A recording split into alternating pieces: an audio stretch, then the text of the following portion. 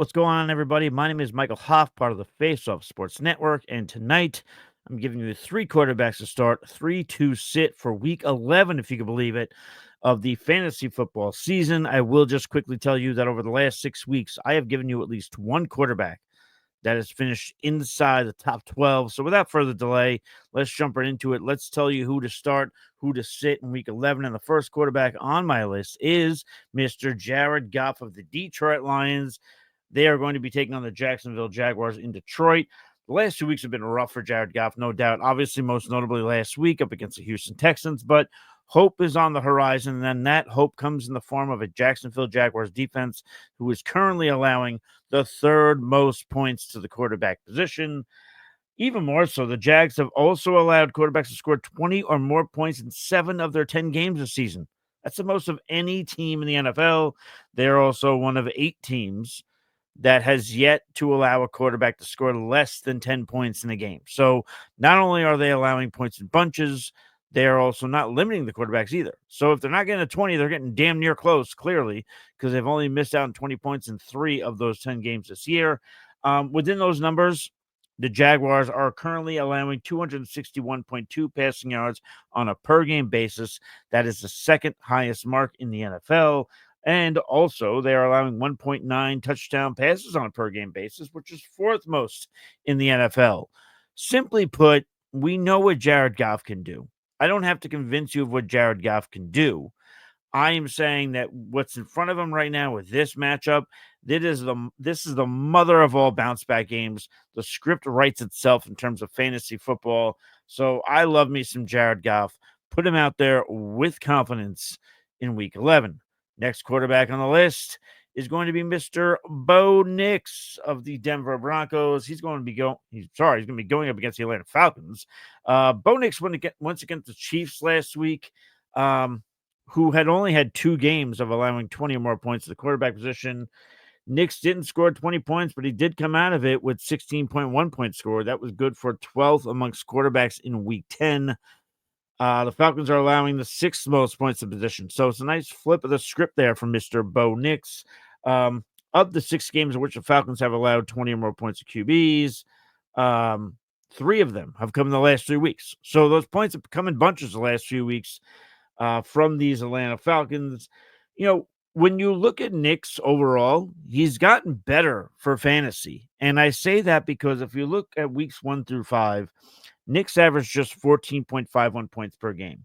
Since that time, weeks 6 through 10, he has now averaged 20.08 points on a per game basis. So that, by the way, over that span, that last 4 weeks, that is the 6th highest points per game of any quarterback in fantasy football. So not only am I giving you a trend in which Bo Nix has played better, I'm also giving you a proper opponent to suspect that Bo Nix could have another 20-point game of his young career. So fire up Bo Nix as well. Let's go with one more quarterback, and that is Mr. Brock Purdy. He keeps finding his way into this conversation for me, and why the hell not? He's been rolling. Brock Purdy's currently had now 4 straight games with 20-plus points scored. Obviously, that, keep the bye week in mind. They were off in week 9, but still, 4 games that Brock Purdy has played the last 4. He's had over 20 points scored. He's also had success against the Seahawks. In his regular season games against his division rival, Purdy, he's averaging 19.3 points. And the 49ers have the second most passing yards on a per-game basis with 262.8. Over their last 3 games in terms of the Seahawks have allowed the 6th most passing yards on a per-game basis. So, I illustrated this point last week and it worked out with Brock Purdy. There's no need to fear that Christian McCaffrey's back and that's somehow going to deter Brock Purdy from being a good fantasy football quarterback. He was last year when CMC was in there for pretty much the entire year. So, I like Brock Purdy. I like what he's done against the Seahawks in the past. I loved what he did against the Buccaneers. He is showing more and more, while this team very much missed Christian McCaffrey, Brock Purdy has shown you that whether McCaffrey's in the lineup or not, more often than not, he's going to produce for fantasy, and he's definitely shown you that against the Seahawks. And to me, the Seahawks are, I can't even call them fraudulent because we kind of know what they are. They're a softer defense. So I expect Brock Purdy to have his way with this Seahawks defense. So we'll go from there. So again, so the three starts on the week: Jared Goff, Bo Nix, Brock Purdy. Let's get to our three sits. Let's keep it in that NFC West matchup. And yes, I'm going with Mr. Geno Smith of the Seattle Seahawks. In Geno Smith's last three games, in his last game against the Niners, it was his third lowest point total of the fantasy football season this year. So he didn't fare well then. That was on his birthday, no less, by the way. Poor guy, on a Thursday night.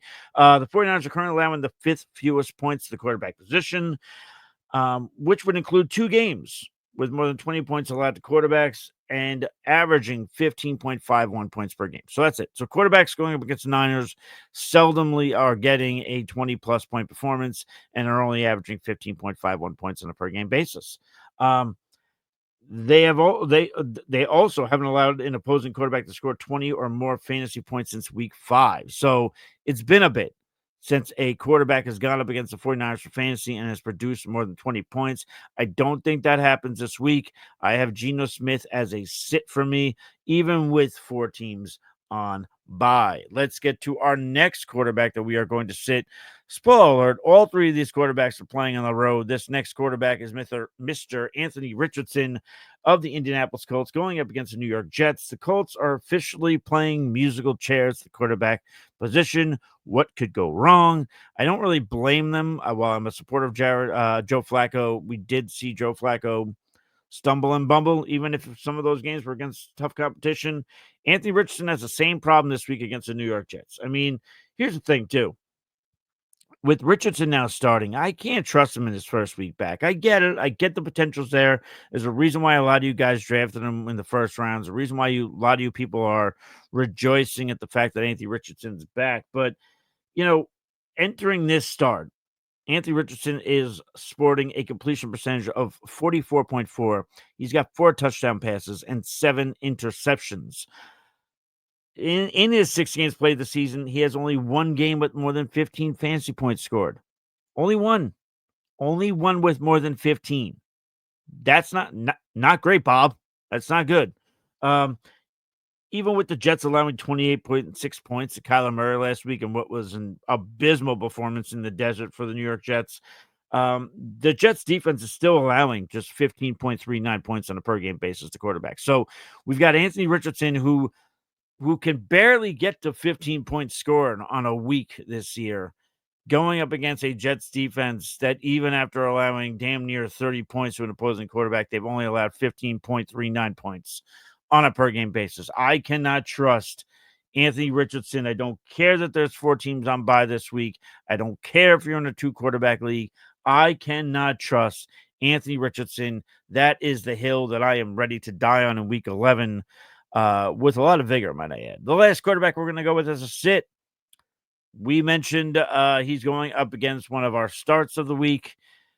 Kirk Cousins is traveling to Denver to take on the Broncos. I mean, here's the thing. Yeah, Kirk Cousins has had 2 games with 20 blah, blah, blah, blah, blah. Kirk Cousins has had 2 games with 20-plus points scored, but he's also had 2 games with less than 10 points scored. It's been a rather inconsistent season for Kirk Cousins. He has had some huge games. You remember that Thursday night football game back in week 3 or week 4 where he had about 30-something points, 35, 38 points. He's not doing that a lot, though. He's not giving you that consistent Kirk Cousins that we've come to know and love in the world of fantasy football. And then you have, he's playing the Broncos, who have only allowed 1 quarterback this season to score more. It's Broncos who are, they're not giving up a lot of points. They've only had 1 game in which a quarterback has scored more than 20 points in the game, is what I was trying to get to. They're also one of 6 teams to allow less than 15 points per game to the quarterback position. To me, if this is a different season for Kirk Cousins, I would trust him. But based on what I've seen this year, I cannot trust him going on the road to Denver to play well for fantasy when he's very seldom, like I said, only 2 games with over 20 points and 2 games with less than 10. Outside of that, it's very middle of the road. I think you could do better than a Kirk Cousins, especially if you're in a 1 QB league, especially. Well, I said I wouldn't start Anthony Richardson under any circumstances. If you're in a 2 quarterback league, if you're in a in a 12-man, 2 QB league, then okay, I can envision a world where maybe Kirk Cousins is your second quarterback, and you could probably do worse. But overall, speaking to the fantasy football community, he's a sit for me. So that's going to do it. Those are our 3 starts. Those are our 3 sits. Again, starting Jared Goff, Bo Nix, Brock Purdy, sitting Geno Smith, Anthony Richardson, and Mr. Kirk Cousins. I'll tell you guys, if you enjoyed this, feel free to hit the like button. Feel free to hit subscribe. Any questions about start sits, whether it's quarterback, any other position, fire them into the comments. I will get to you over the course of now and when Toe meets ball on Sunday. But until next time, guys, stay thirsty, be kind to one another. We'll catch you guys on the flip side. Cheers.